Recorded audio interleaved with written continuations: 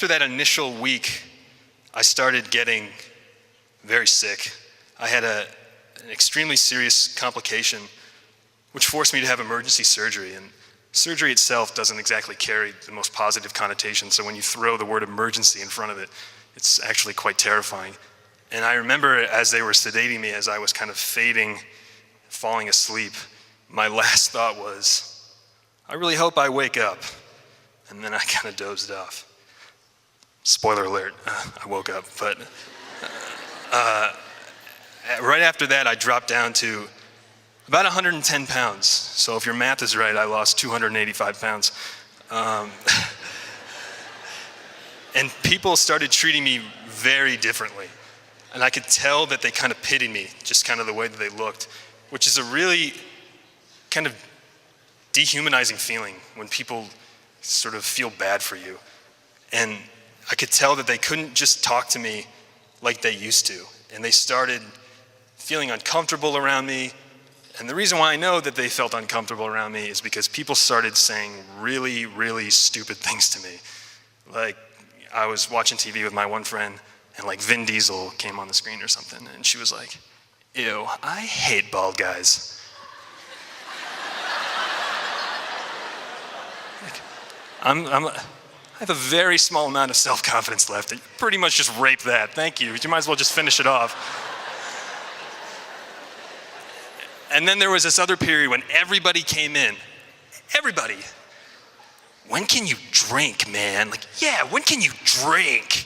It's like people underestimated me as a person so much. Like, I'm sitting around the hospital like, I can't even drink alcohol, man. This is the worst. What am I gonna do?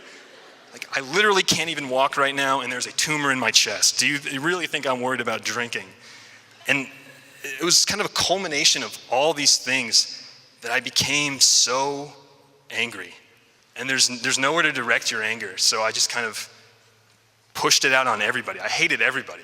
I'd get text messages from my best friend and I'd ignore them. My mom would come in and I'd get annoyed by everything. It was just such an unbelievably easy time for people to quit on me, and they didn't. And I think that's the important thing, that I make jokes about stupid things that people say, but in retrospect, they're just funny. It's not like offensive. And I really do appreciate the fact that people just came to sit with me, even if we didn't talk. I think that's a lot more meaningful than you may understand. So if you ever find yourself in that position where you're afraid to go see somebody, trust me, just suck it up and go, because in the long run, you're really gonna be glad that you did it. And during this time, everything became really emotional for me. Like, every song, every poem I read, like, we'd be riding home from the Cleveland Clinic and a song would come on the radio and I would be like, is that Soulja Boy? Oh, turn it up. Like, theme song to Titanic. Like, everything just made me cry. It was really kind of embarrassing now that you look back on it. But I couldn't escape cancer. It was everywhere. Like, every TV show, every movie, every commercial. It's like I turn on TV, it's like 1 in 4 kids will be diagnosed with cancer. Like, hi, I'm Lance Armstrong. Like, it's like, good God, give me a break. I went to a movie with my mom and this character goes, my brother had lymphoma. Of course he did. Why would he not have lymphoma? He's like, just in case you forgot, Dave, you have cancer, and I don't want you to forget that. And I was like, perfect. And ESPN does this thing called Jimmy V Week. Jim Valvano was this basketball coach who died of cancer. And they raise a lot of money and a lot of awareness. It's a really good thing. But you can understand that when you actually have cancer and you turn on a basketball game and they're like, let's use this TV timeout to talk about cancer. It's like, can we not? Like, can we talk about anything else? And they bring on this girl who had cancer, and she's like, if I could go back to 7 months ago and a genie came to take it all away, I wouldn't. Let me see if I got this straight. You're saying that if you could go back to 7 months ago when you're living a perfectly normal, healthy life, and you're approached by a genie who says, do you want cancer, yes or no? You'd go with yes? Okay, agree to disagree on that one. And I just wanted to escape my reality so badly. but you can't. It's the harder you tried to pretend like it wasn't real, the more real it became. And that's why I was so unbelievably fortunate to have the support system that I had. My direct family, I feel like if you line us all up, the 5 of us, and pick the odd man out, I think the obvious answer is me, just kind of this goober amongst these really incredible people that responded so positively to such a negative situation. And I really feel forever grateful to them. And the doctors and nurses at the clinic who, from start to finish, treated me like a person, not a sick kid. And that is so much more meaningful than I can really explain to you. Because you just want to be treated like a person, and that's really the key to the whole experience. And then the Walsh community, which is the real reason why I wanted to come in, to say thanks, obviously, but then also to let you, hopefully you guys are aware of how great and positive this community can really be.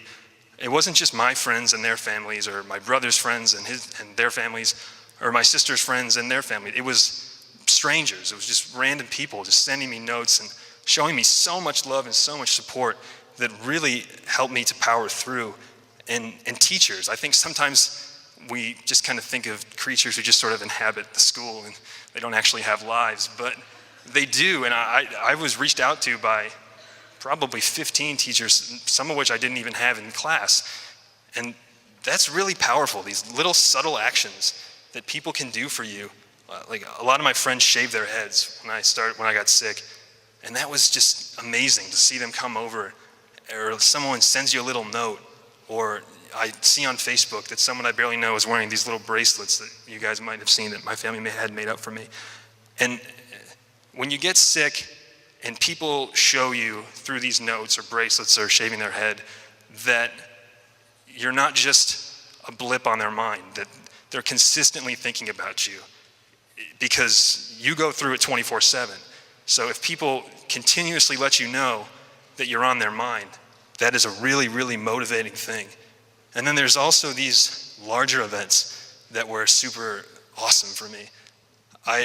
My friends put on a fundraiser that took place here over the summer. Some of you may have attended. And I got wheeled in to the field house.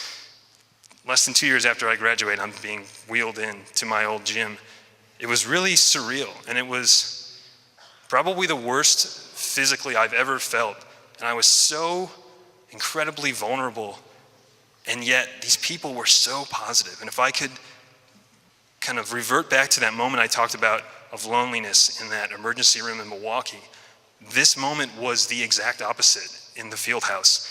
It was just, I felt so strong and so connected to such a large group of people. And it was times like that that really powered me through getting sick. It kind of changed me thinking me versus cancer into we versus cancer in a sense. And if we learn anything from Frodo in the Ring, I'm being serious. If you internalize your own battles, they will consume you. So if you can just sort of share the burden with, in Frodo's case, the fellowship, and in my case, all these people that supported me, your goals become so much more attainable. And through everything that's happened to me, I have been really surprised how important this has become to me. And events like these are so important.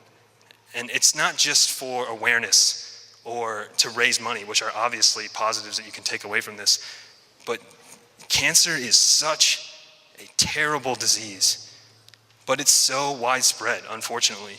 So in a sense, it serves as a great unifier for all of us.